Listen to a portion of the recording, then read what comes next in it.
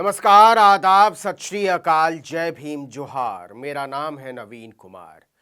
कांग्रेस की पूर्व अध्यक्ष सोनिया गांधी ने फलस्तीन के समर्थन में एक लेख लिखकर भारत के प्रधानमंत्री नरेंद्र मोदी और उनकी पार्टी भारतीय जनता पार्टी को उनकी ऐतिहासिक कायरता की याद दिलाते हुए उनकी बखिया उधेड़ दी है।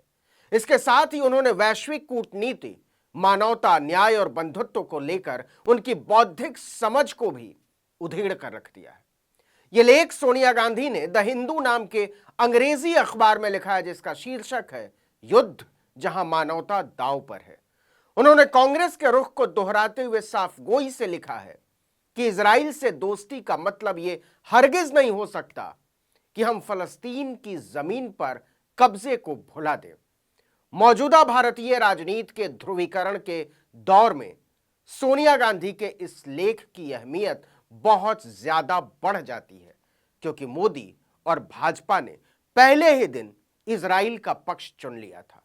आज भी भारत में इजराइल के पक्ष में हिंदू कट्टरपंथियों के प्रदर्शनों को तो सरकार का खुला समर्थन हासिल है, लेकिन फलस्तीन के साथ नैतिक तौर पर खड़े होने वाली जमातों को खदेड़ा जा रहा है, सताया जा रहा है और पुलिस गाड़ियों में उठाया जा रहा है। तो चलिए जरा सोनिया गांधी के लेख को पढ़ते हैं, समझते हैं। इससे आगे जो मैं पढ़ूंगा वो सिर्फ और सिर्फ सोनिया गांधी के अंग्रेजी में लिखे गए लेख का हिंदी अनुवाद है। मैंने कोशिश की है कि इसका भाव बिल्कुल न बदले। 7 अक्टूबर 2023 को योम किपुर युद्ध की 50वीं वर्षगांठ पर हमास ने इजराइल पर क्रूर हमला किया, जिसमें 1000 से ज्यादा लोग मारे गए। उनमें से ज्यादातर आम नागरिक थे। 200 से अधिक लोगों का अपहरण कर लिया गया। यह अभूतपूर्व हमला इजराइल के लिए विनाशकारी था। भारतीय राष्ट्रीय कांग्रेस का दृढ़ विश्वास है कि सभ्य दुनिया में हिंसा का कोई स्थान नहीं है, और अगले ही दिन हमास के हमलों की स्पष्ट रूप से हमने निंदा की। यह त्रासदी गाजा में और उसके आसपास के इलाकों पर इजरायली सेना के अंधाधुंध हमलों के कारण और भी गंभीर हो गई है। इसके कारण बड़ी संख्या में निर्दोष बच्चों, महिलाओं और पुरुषों सहित हजारों लोगों की मौत हो गई।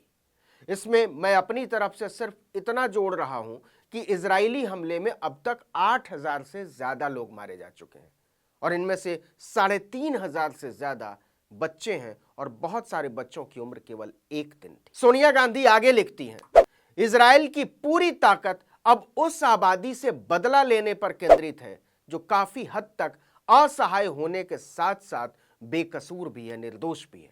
दुनिया के सबसे शक्तिशाली सैन्य शस्त्रागारों में से एक की विनाशकारी ताकत बच्चों, महिलाओं और पुरुषों के खिलाफ इस्तेमाल की जा रही है, जिनका हमास के हमले से कोई लेना देना नहीं। सच यह है कि इनमें से ज्यादातर लोग दशकों से भेदभाव और पीड़ा के केंद्र में रहे हैं। इस युद्ध में, जैसा कि अब बताया जा रहा है, बहुत सारे परिवारों को पूरी तरह खत्म कर दिया गया है और आस पड़ोस को मलबे में तब्दील कर दिया गया है।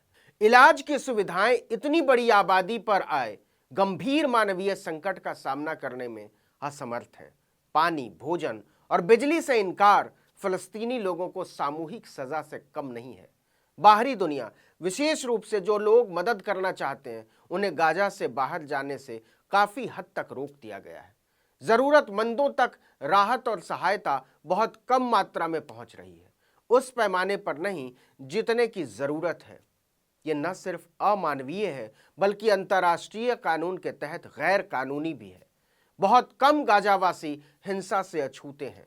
बहुत छोटी सी पट्टी पर ठूंस दी गई एक बेहद घनी आबादी के पास इससे पीछे जाने का कोई रास्ता नहीं है। इतना ही नहीं, अब तो कब्जे वाले वेस्ट बैंक में भी आग भड़क गई है और यह संघर्ष बढ़ता ही जा रहा है।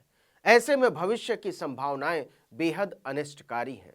वरिष्ठ इजरायली अधिकारियों ने गाजा के बड़े हिस्से को तबाह करने और आबादी को खत्म करने की बात कही है। इजरायली रक्षा मंत्री ने फलस्तीनियों को मानव जानवर कहा है, ह्यूमन एनिमल। उन लोगों के वंशजों से आने वाली यह अमानवीय भाषा चौंकाने वाली है जो खुद नरसंहार के शिकार हुए थे। यह मानवता की परीक्षा की घड़ी है। इजराइल पर क्रूर हमलों से हम सामूहिक रूप से कमजोर पड़ गए थे, लेकिन अब इजराइल की असंगत और समान रूप से क्रूर प्रतिक्रिया से हम सभी कमजोर पड़ गए हैं। सवाल है कि हमारी सामूहिक चेतना को जगाने और जगाने से पहले कितनी और जानें लेनी होंगी। इजरायली सरकार हमास के काम की तुलना फलस्तीनी लोगों से करके गंभीर गलती कर रही है। हमास को नष्ट करने के अपने दृढ़ संकल्प में इसने गाजा के आम लोगों के खिलाफ अंधाधुंध मौत और विनाश को अंजाम दिया है। यदि फलस्तीनियों की पीड़ा के लंबे इतिहास को नजरअंदाज कर भी दिया जाए तो किस तर्क से कुछ लोगों की करतूतों के लिए पूरी आबादी को जिम्मेदार ठहराया जा सकता है? यह लगातार दोहराया जा रहा है कि फलस्तीनियों द्वारा सामना की जाने वाली जटिल समस्याएं वे समस्याएं जो बाहरी शक्तियों द्वारा आयोजित अशांत शाही इतिहास में निहित हैं, केवल बातचीत के माध्यम से हल की जा सकती है। यह भी लगातार दोहराया जा रहा है कि इस वार्ता में फलस्तीनियों की जायज हसरतों, उनके अरमानों को शामिल किया जाना चाहिए, जिसमें एक संप्रभु राज्य की आकांक्षा भी शामिल है, जिससे दशकों से उन्हें वंचित रखा गया है। इसके साथ ही साथ इजराइल की सुरक्षा भी सुनिश्चित की जानी चाहिए। सोनिया गांधी ने इससे आगे लिखा है कि न्याय के बिना शांति नहीं हो सकती। 1.5 दशक से अधिक समय से इजराइल की निरंतर नाकाबंदी ने गाजा को घने शहरों और शरणार्थी शिविरों में बंद अपने 20 लाख निवासियों के लिए खुली हवा वाली जेल में बदल डाला है। जेरूसलेम और वेस्ट बैंक में इजरायली सरकार द्वारा समर्थित इजरायली निवासियों ने 2 स्टेट सॉल्यूशन की सोच को खत्म करने के एक स्पष्ट प्रयास में फिलिस्तीनियों को अपनी ही धरती से बाहर निकालना जारी रखा है। शांति तभी आएगी जब नीतियों और घटनाओं को प्रभावित करने की क्षमता रखने वाले देशों के नेतृत्व में 2 राज्य के दृष्टिकोण को बहाल करने की प्रक्रिया फिर से शुरू हो। यही इसे वास्तविकता में तब्दील कर सकता है। सोनिया गांधी ने लिखा है कि भारतीय राष्ट्रीय कांग्रेस बरसों से अपने दृढ़ विश्वास पर कायम रही है कि फलस्तीनियों और इजरायलियों दोनों को न्यायपूर्ण और शांतिपूर्ण तरीके से रहने का अधिकार है।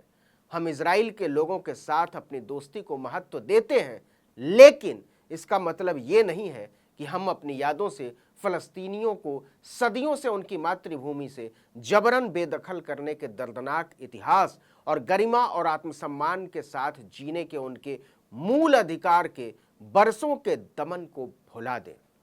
सोनिया गांधी आगे लिखती हैं कि कुछ शरारती सुझावों के विपरीत भारतीय राष्ट्रीय कांग्रेस का रुख लंबे समय से स्थायी और सैद्धांतिक है। ये इजराइल के साथ शांति से सह अस्तित्व में फलस्तीन के एक संप्रभु, स्वतंत्र, व्यवहार्य और सुरक्षित राज्य के लिए सीधी बातचीत का समर्थन करता है। 12 अक्टूबर 2023 को विदेश मंत्रालय द्वारा भी यही रुख अपनाया गया था। उल्लेखनीय है कि फलस्तीन पर भारत की ऐतिहासिक स्थिति की पुनरावृत्ति इजराइल द्वारा गाजा पर हमला शुरू करने के बाद ही आई थी। प्रधानमंत्री ने इजराइल के साथ पूर्ण एकजुटता व्यक्त करते हुए प्रारंभिक बयान में फलस्तीनी अधिकारों का कोई उल्लेख नहीं किया था। यहां सोनिया गांधी का लेख खत्म हो जाता है, लेकिन यह जो आखिरी लाइन है वो भाजपा और मोदी को बुरी तरह कचोट गया है कि उन्होंने इजराइल के साथ खड़े दिखने की जल्दबाजी में फलस्तीन के अधिकारों को ही भुला दिया। सोनिया गांधी ने याद दिलाया है कि ये न तो नैतिक है, न नीतिगत है और न ही न्यायपूर्ण है। इस वीडियो में इतना ही, लेकिन अगर आपने आर्टिकल 19 इंडिया को अब तक सब्सक्राइब नहीं किया तो फौरन कीजिए, बेल आइकॉन दबाइए, घंटी जैसी आकृति लाइक कीजिए और कमेंट करके बताइए हमारा वीडियो आपको कैसा लगा। यूट्यूब पर देख रहे हैं तो हमें सब्सक्राइब कीजिए, फेसबुक पर हमारे पेज को लाइक कीजिए। हमारा ट्विटर हैंडल है article19_India और मेरा ट्विटर हैंडल है नवीन जर्नलिस्ट। आप हम दोनों को फॉलो कर सकते हैं। नमस्कार।